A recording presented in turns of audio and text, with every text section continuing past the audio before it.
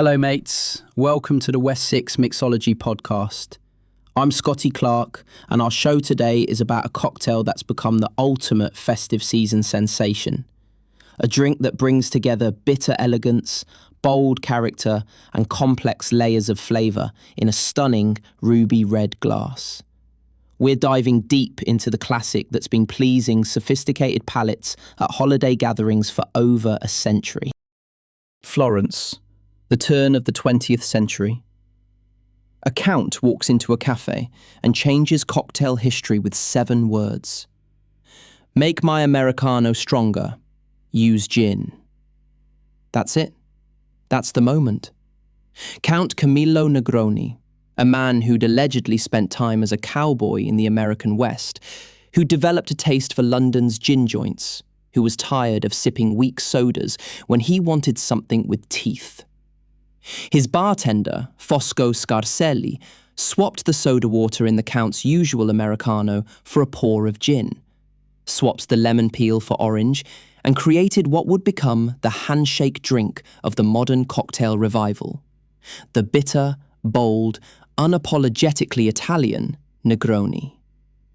Now, here's the beautiful thing. This isn't one of those drinks where we're squinting through fog trying to figure out who actually invented it. We've got the place. Caffè Casoni on Via de Tornabuoni. We've got the year, right after the First World War ended. We've got the characters. We've even got the motivation. Count Negroni wanted something stronger, something that matched his international palate, something that said, I've been places, and I'm not here to mess around. What we're looking at is a drink born from pure, glorious dissatisfaction with the status quo. The Americano was already popular at the time. Campari, sweet vermouth, soda water. Named either because American tourists couldn't get enough of it during Prohibition, or because Americano in Italian refers to that distinctly bitter style. Either way, it was the aperitivo of choice for sophisticated drinkers who wanted to wake up their appetite before dinner. But the Count? He wanted the ceremony, the bitterness, the Italian soul of that drink, just with more spine, more danger. More of everything that made gin the spirit of choice for people who'd lived a little too well in too many cities. Scarselli obliged, and in doing so, tapped into something that would define Italian cocktail culture for the next century. Because the Negroni isn't just a drink, it's a philosophy. It's aperitivo culture condensed into 3 ounces of equal parts rebellion. It's bitter and sweet fighting to a draw, while gin plays referee.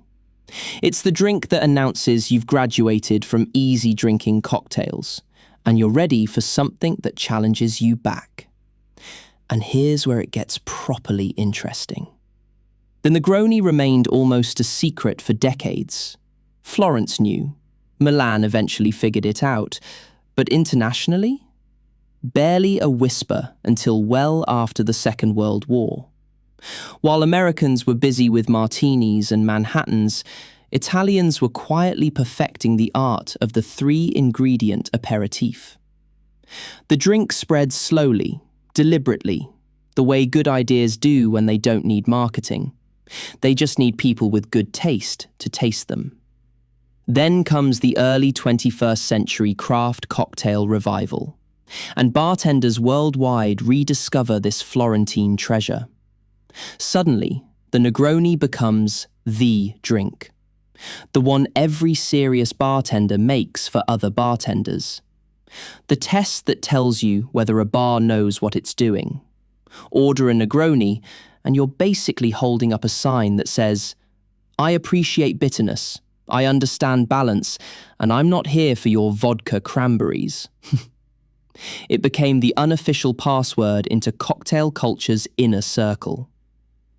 Now let's talk about why this particular combination of 3 ingredients creates something that transcends its simplicity. Because on paper, equal parts gin, Campari, and sweet vermouth sounds almost too easy. Like it shouldn't work. Like there's no way that formula creates one of the world's most perfect cocktails. But here's the thing about perfect formulas. They hide extraordinary complexity behind apparent simplicity. Building a new product? Temez Labs takes you from napkin sketch to the App Store. Trusted by Fortune 500s for quality, security, and speed. Book your free strategy session at temez.ai. Start with gin, London Dry specifically, though we'll get to why that matters. You need that botanical backbone, juniper, coriander, angelica root, citrus peel. You need those aromatics because they're going to do the heavy lifting of keeping this drink from collapsing into sweet, bitter chaos. The gin provides structure, provides lift, provides that fresh, piney, slightly peppery complexity that weaves between the other two ingredients like a diplomat negotiating a peace treaty between warring nations. Without it, you've got cough syrup. With it, you've got architecture. Then there's Campari, and this is where things get properly bitter. Campari is a proprietary Italian Amaro, whose exact recipe is still secret. We know there's bitter orange peel, rhubarb, ginseng, somewhere in the neighbourhood of 60 herbs and spices making up that distinctive scarlet liquid. What makes it irreplaceable in a Negroni isn't just the bitterness, though that aggressive quinine-like punch is critical. It's the complexity underneath. There's orange, yes, but there's also something almost medicinal, something herbal, something that changes as you sip. Campari is what makes a Negroni. Substitute Aperol, and you've got something sweeter, gentler, completely different. This isn't a drink that forgives substitutions.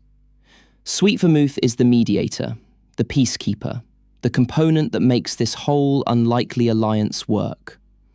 Italian Rosso vermouth specifically, we're talking Carpano Antica, Cocchi, even Cinzano. These are fortified wines loaded with botanicals, sweetened with caramelized sugar, rich with vanilla and baking spices. The sweet vermouth does something crucial here. It provides body, viscosity, a smoothness that keeps the gin from feeling too sharp and the Campari from feeling too aggressive. It's the diplomacy in liquid form. And here's the critical thing most home bartenders miss. Vermouth goes bad, fast. It's wine, it oxidizes. That bottle that's been sitting in your cabinet since you made Manhattans 8 months ago, that's contributing cardboard and disappointment to your Negroni, not sweetness and complexity. Refrigerate your vermouth, replace it regularly. This isn't optional.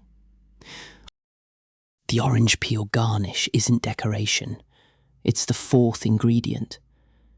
When you express that peel over the drink, twisting it sharply to release those essential oils, you're adding a layer of aromatic complexity that hits your nose before every sip. Those oils float on the surface, creating what amounts to an aromatic greeting card. And it's specifically orange, not lemon, because the sweet orange oils echo and amplify the orange notes already present in both the Campari and the vermouth. It creates this layered citrus effect that makes the drink feel more cohesive, more intentional, more complete. The genius of the equal parts formula is that it creates balance through tension. You're not trying to hide any component. You're showcasing all three in direct conversation. The gin says, I'm botanical and fresh. The Campari says, I'm bitter and challenging. The vermouth says, I'm sweet and smooth. And somehow, at 1 ounce each, they reach détente. Change the proportions even slightly, say 1.25 ounces of gin, and the entire character shifts. This is democracy in a glass. Every ingredient gets equal representation, and the result is something none of them could achieve alone. Making a Negroni is where technique reveals the difference between bartender and bottle pourer. This drink demands precision, but the precision isn't complicated. You're not building foam structures or clarifying through complex filtration. You're executing the fundamentals perfectly, which is somehow both easier and harder than fancy techniques. Oh, hey, friend. Do you like what you're hearing? Now you can have a ridiculously amazing podcast, too. Check out holler.studio to get yourself one today. Start with your mixing glass, or a pint glass works fine at home. Measure 1 ounce of each component. Use a jigger.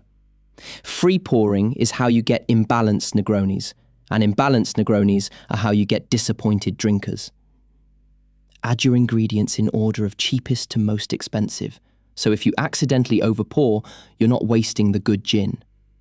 Vermouth, Campari, gin. Fill your mixing glass about 2/3 with ice, large cubes, not small chips. Small ice melts too fast, dilutes too much, and gives you less control. Now here's where people get it wrong. You stir this drink. You absolutely, categorically, non-negotiably stir it. You do not shake a Negroni. Shaking introduces air bubbles, creates cloudiness, over-dilutes, and generally offends the spirit of Italian cocktail culture. These are... All right, thank you for joining us for the West 6 podcast. Drink responsibly, and if you had a good time, press follow and rate our show 5 stars. This is Scotty signing off.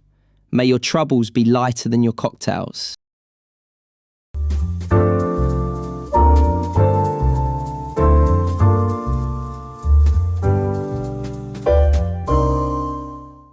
Grep News. Thomas.